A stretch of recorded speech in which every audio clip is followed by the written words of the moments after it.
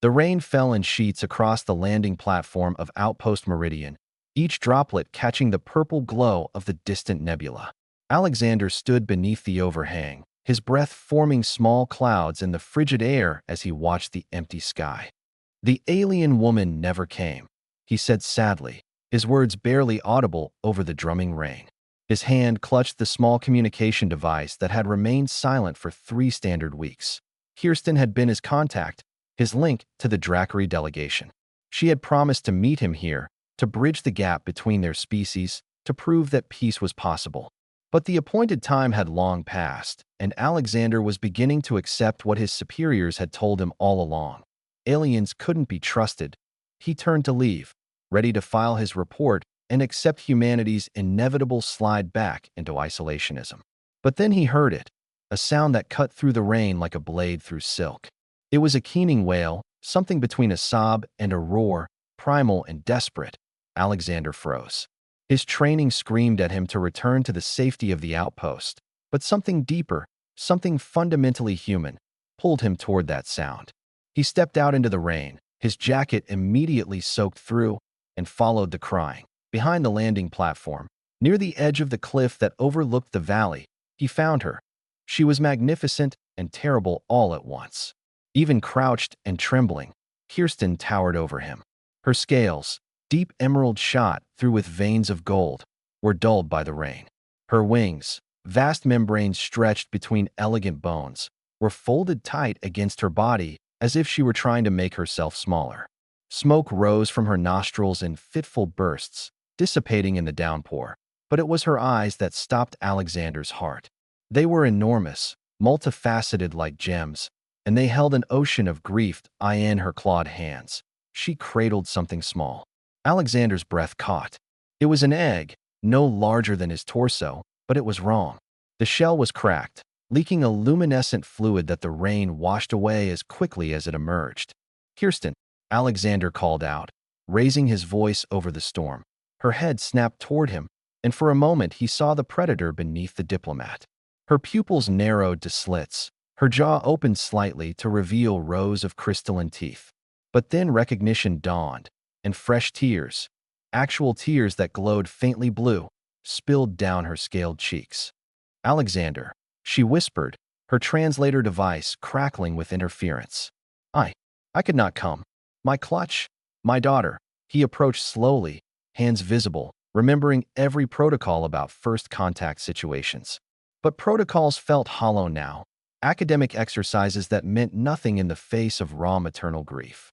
"What happened?" he asked gently, kneeling in the mud beside her despite every regulation that forbade such familiarity. "Radiation storm," Kirsten explained, her words broken by sobs. 3 days ago, our ship's shields failed. I tried to protect them all, but..." She looked down at the dying egg in her arms. "This is the last. The others are already gone." Alexander's mind raced. Radiation damage. The medical bay at the outpost had equipment designed for human cellular repair, but the Dracari physiology was different. Still, the principles might be similar enough. It was a desperate hope, but it was hope nonetheless. "Kirsten, listen to me," he said urgently, reaching out to place his hand on her massive forearm. Her scales were surprisingly warm despite the rain. "Our medical facility, it has regeneration pods. I don't know if it will work for your daughter, but if there's even a chance..." She stared at him, her alien features unreadable for a long moment. "Why?" she finally asked. "Why would you help? Your government, they told you not to trust us. They said we were dangerous, that this alliance was a mistake." Alexander thought of his own daughter, back on Earth, waiting for him to return from this mission.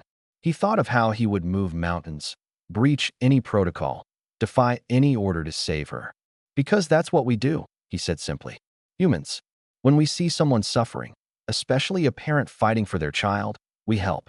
It's not always logical, and it gets us into trouble more often than not, but it's who we are. It's maybe the best thing about us." For the first time since he'd found her, something like hope flickered in Kirsten's eyes. "Your species is strange," she said, rising to her full height. Even hunched over her egg, she stood 3 meters tall. "We Dracari value strength, honor, territorial rights. But this compassion across species lines, we have no word for it. We call it humanity, Alexander replied, already running toward the outpost. Now come on. We don't have much time. They ran through the rain together, an unlikely pair, a human diplomat barely reaching the dragon mother's shoulder, and a grieving alien clutching the last hope of her bloodline. Behind them, the empty landing platform stood as a monument to missed appointments and broken promises.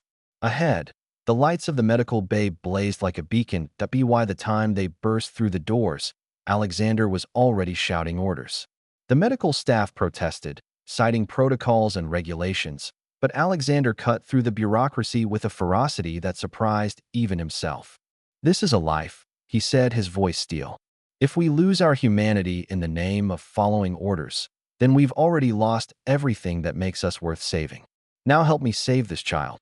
As the medical team carefully transferred the egg into the regeneration pod, adjusting the settings for Dracary biology with Kirsten's frantic guidance, Alexander watched the dragon mother's face. The fear, the desperate hope, the love, it was all so achingly familiar, so universal that in that moment, Alexander understood what humanity's real strength was. Not their weapons, not their technology, not even their stubborn determination. It was this: the ability to see themselves in another's pain, no matter how alien, and to act on that recognition without hesitation. The regeneration pod hummed to life, its lights cycling through diagnostic patterns. Kirsten pressed one massive clawed hand against the transparent surface, her eyes never leaving her daughter's egg. "Thank you," she whispered. "Whatever happens now, thank you." Alexander stood beside her in the sterile white room, a human and a dragon, united by something stronger than treaties or trade agreements. They were united by the oldest instinct in the universe, to protect the young, to nurture life, to rage against death. And as the first signs of cellular regeneration flickered across the medical displays, Alexander knew that this, more than any diplomatic summit or trade negotiation, was the real first contact. This was the moment when two species stopped being aliens to each other and became something more. They became allies. They became friends. They became family.